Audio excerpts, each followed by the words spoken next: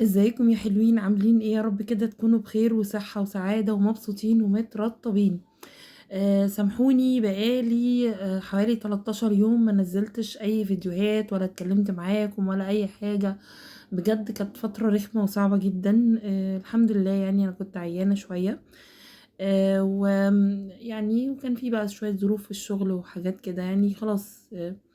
مش عايزة اتكلم عنها. يعني انتوا عارفين طبعا فترة الامتحانات بتبقى رخمة وكلها شدة اعصاب وحاجات كده. الحمد لله يعني. بس قلت اول حاجة ابدأ بيها تصوير الفيديوهات. البرفيوم او الاودو تواليت الهايل جدا دوت. او سويت.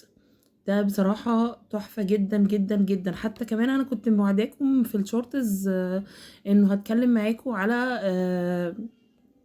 ال الماسك اللي هو انا عماله اقطع كده ليه؟ ماسك ايفون البيل اوف. تمام. بس قلت لا، يعني انا هبتدي بده الاول وبعدين انزل الفيديو التاني يعني. ما علينا يعني. انتوا صحابي بقى وهتسامحوني، يعني هصوره وانزله لكم على طول بعد دوت. بعد ده بكام ساعه يعني او شويه كده، وممكن بكره. المهم، انا وعدتكم في الشورتز ان انا هقولك ازاي في ساعة تعملي تعتني ببشرتك، وان الموضوع مش صعب خالص زي ما بعض الناس متصورة او كده. بس الاول تعالوا نتكلم على دوت، وبعدين نتكلم على موضوع البشرة. تمام. او خلي موضوع البشرة لايه للفيديو بتاعه اللي هو فيديو البيل اوف. خلاص اوكي. بصراحة يعني الأودو تواليت هنا هايل يجنن. ريحته تحفة جدا، ريحته حلويات بجد. هيعجب العرايس قوي. البرفيوم ده عرايسي جدا. من الحاجات كمان، يعني هو سويتي بس شيك اكتر جدا جدا. يعني هي الحاجات سويتي بتبقى شيك، بس تحسيها ان هي قلبة على فواكه حاجات كده، على جاتوهات كده.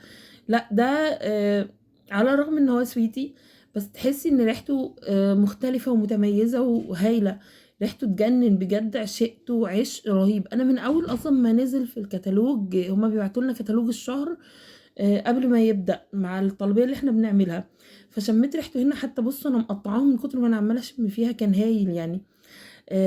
فبجد من اول ما نزل حبيت الريحة بتاعته، عشان كده جبته فورا. عشقته عشق بقى خلاص، يعني ده على طول هجيبه بقى من مفضلاتي. تحفة يا جماعة، ريحته ثابتة، اولا ثبات وكمان فواح. يعني انت بتحطيه بينتشر في حواليكي في المكان. انتوا عارفيني صريحة، الحاجة اللي هي مش عجباني بقول عليها خلاص دي مش عجباني او مش حلوة.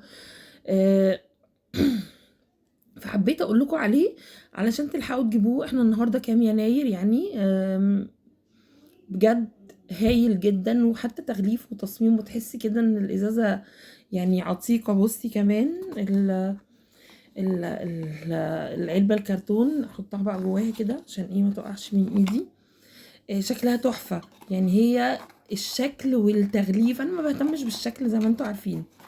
يعني انا يهمني انه يكون مغلف كويس طبعا، علشان ريحه البرفيوم ما تتسربش منه او كده. لكن في نفس الوقت احب ما يفرقش معايا موضوع التغليف ده، ما يجيش مش فارق، يعني مش مزاجي او مش دماغي، ما يفرقش معايا شكل الازازه هيكون ايه او كده.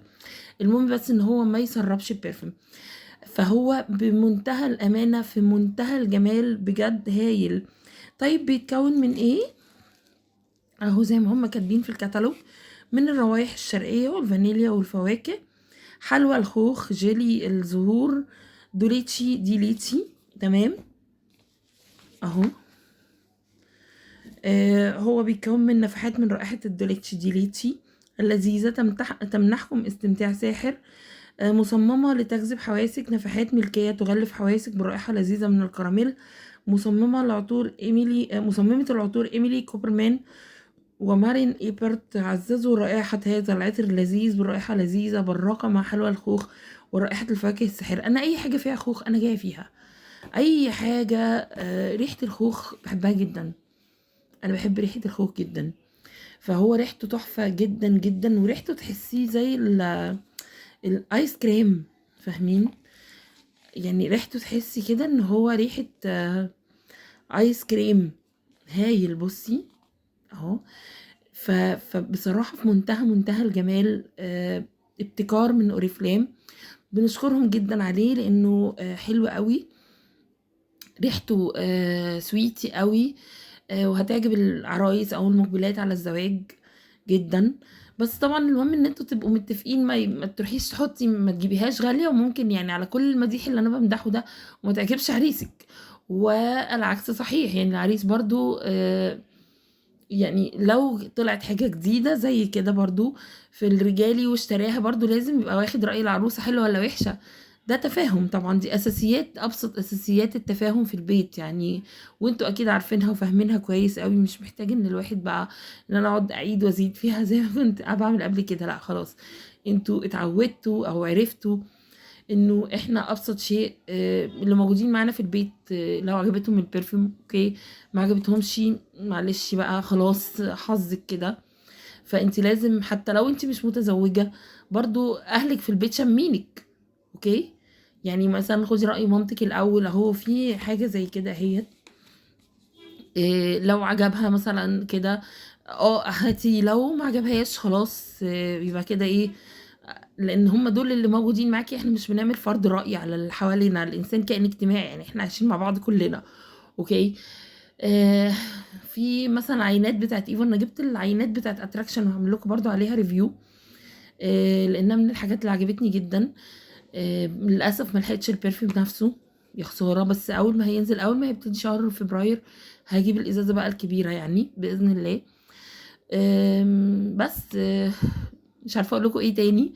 البرفيوم ده روعه، ثابت ماشي، فواح، هيعجب البنات جدا، هيعجبكم جدا يا جماعه. رأيي فيه ان هو من الحاجات الرائعة جدا اللي لازم تقتنيها. احنا قربنا نخلص شهر واحد، فبسرعة روحي بقى ايه هاتيه ان شاء الله، يبقى موجود في الشركة متوفر.